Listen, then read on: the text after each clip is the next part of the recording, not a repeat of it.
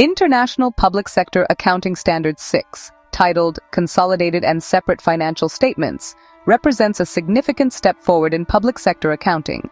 It provides clear rules for how government entities should present their financial information. The standard requires a controlling entity, such as a central government, to present consolidated financial statements.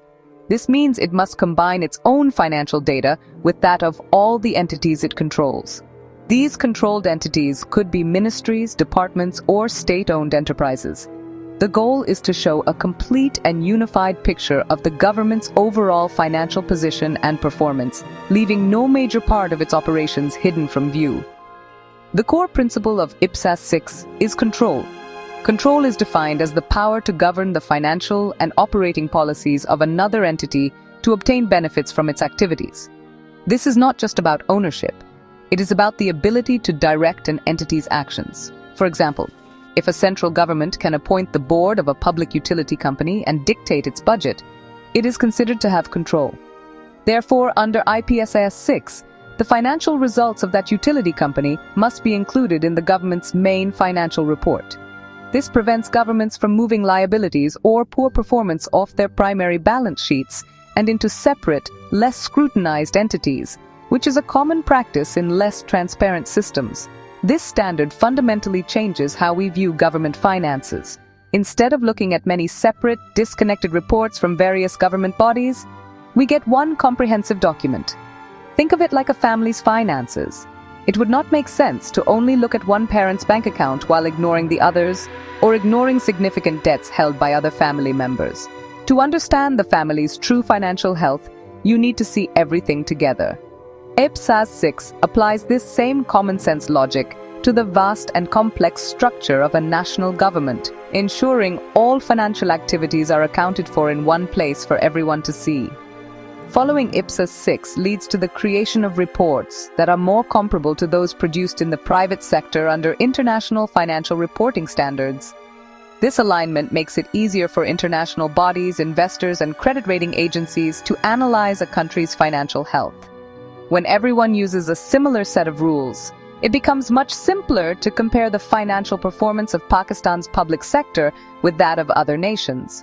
This comparability is crucial for attracting foreign investment and securing favorable lending terms. It establishes a common language for financial reporting that transcends borders and builds trust in the global economic community. For a nation like Pakistan, embracing Ipsas 6 is not just an accounting upgrade, it is a profound commitment to financial transparency and accountability. Adopting this standard would provide a complete overview of the government's economic footprint. This includes the financial activities of numerous state-owned enterprises, which are often significant players in the national economy, but whose financial health can be unclear. By consolidating these entities, policymakers and the public can finally see the full extent of government assets, liabilities, revenues, and expenses. This comprehensive view is essential for making informed economic decisions, managing public debt effectively, and ensuring public funds are used responsibly and for their intended purposes. Greater transparency directly combats corruption and mismanagement. When financial information is scattered across many different reports, it is easier to hide inefficiencies, losses, or questionable transactions. A consolidated financial statement brings everything into the light. It makes it much harder to conceal the poor performance of a state-owned company or to shift debts off the main government books. For the citizens of Pakistan, this means they can hold their government more accountable. They can ask pointed questions about why a particular public sector entity is losing money, or how taxpayer funds are being allocated across the entire government structure, fostering a stronger democracy. This level of detailed and consolidated reporting is also vital for building international confidence. Lenders like the International Monetary Fund and the World Bank, as well as foreign investors, need reliable and comprehensive financial data to assess risk. When Pakistan can present Ipsas 6 compliant financial statements, it signals that it adheres to global best practices. This can lead to better credit ratings, lower borrowing costs, and increased foreign direct investment. It shows the world that Pakistan is serious about fiscal discipline and creating a stable, predictable economic environment which is attractive to long-term partners and investors who value clarity and integrity. Moreover, the implementation of Ipsas 6 would improve internal government management. With a holistic view of public finances, government planners can allocate resources more efficiently. They can identify which sectors are performing well and which ones require reform or support. For instance, if the consolidated report shows that the energy sector's state-owned enterprises are a major drain on public finances, the government can take targeted action. Without this consolidated view, problems can fester in isolated parts of the public sector for years, growing larger and more difficult to solve. Ipsas 6 provides the diagnostic tool needed for proactive and strategic governance. While the benefits of adopting Ipsas 6 are clear, Pakistan will face several significant challenges on the road to implementation. One of the biggest hurdles is the sheer complexity of identifying and consolidating all controlled entities.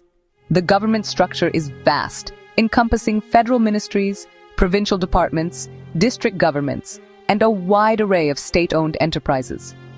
Determining the exact nature of control for each of these entities, according to the strict definitions in Ipsas 6, will be a massive undertaking. It will require extensive legal and financial analysis to map out the entire public sector universe, a task that demands significant resources, expertise, and time to complete accurately.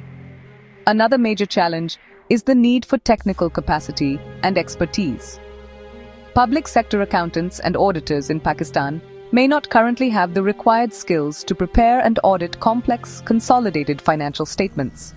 This is not just a simple accounting update, it is a fundamental shift in methodology. A massive training and capacity building program will be necessary for thousands of finance professionals across all levels of government.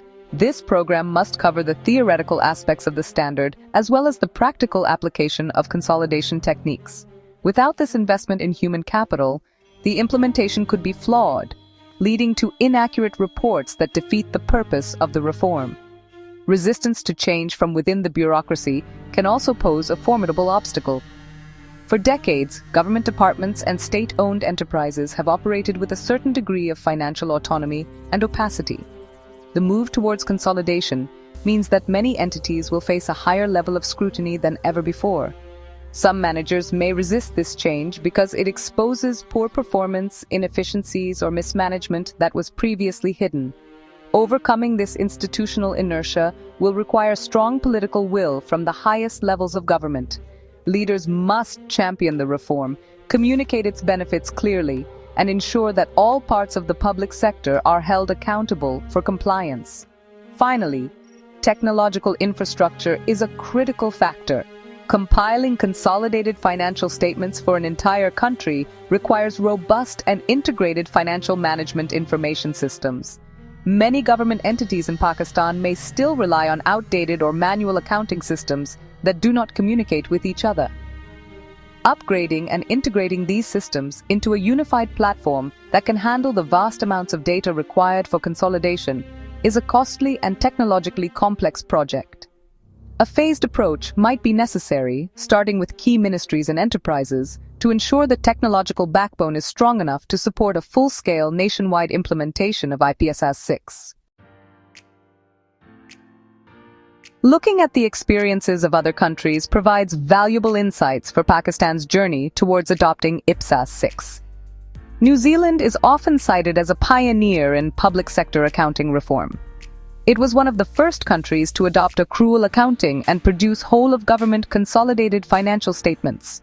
The result was a dramatic increase in transparency and fiscal discipline. The government was able to get a clear picture of its long-term liabilities, such as employee pension obligations, leading to better long-term financial planning. New Zealand's success demonstrates that with strong political commitment and a phased, well-managed approach, the transformation is achievable and brings substantial, lasting benefits. In contrast, the experience of countries that have been slower to adopt such standards also offers a cautionary tale. Without consolidated reporting, governments often struggle with a fragmented view of their finances.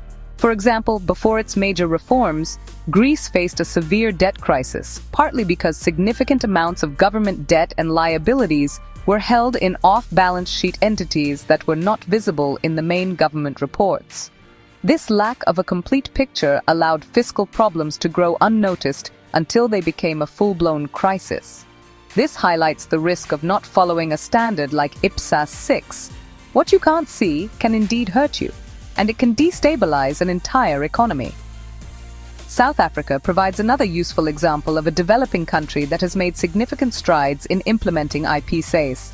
Their journey has been challenging, marked by difficulties in capacity building and data collection from numerous provincial and local government entities. However, their persistence has paid off. The government now has a much better grasp of its overall financial position, which has improved its credibility with international markets and institutions. South Africa's experience shows that while the path is not easy, it is manageable.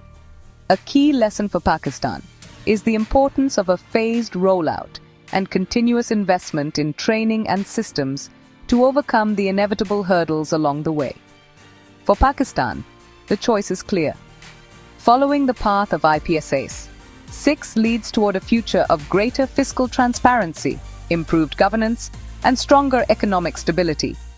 Not following it means continuing with a system where the true state of public finances remains partially obscured, risking fiscal surprises and undermining public and investor trust. By learning from the successes of New Zealand and the challenges faced by South Africa, Pakistan can design a smarter implementation strategy. This is a unique opportunity to leapfrog past old, inefficient practices and align its public financial management with the best in the world, securing a more prosperous and accountable future for its citizens.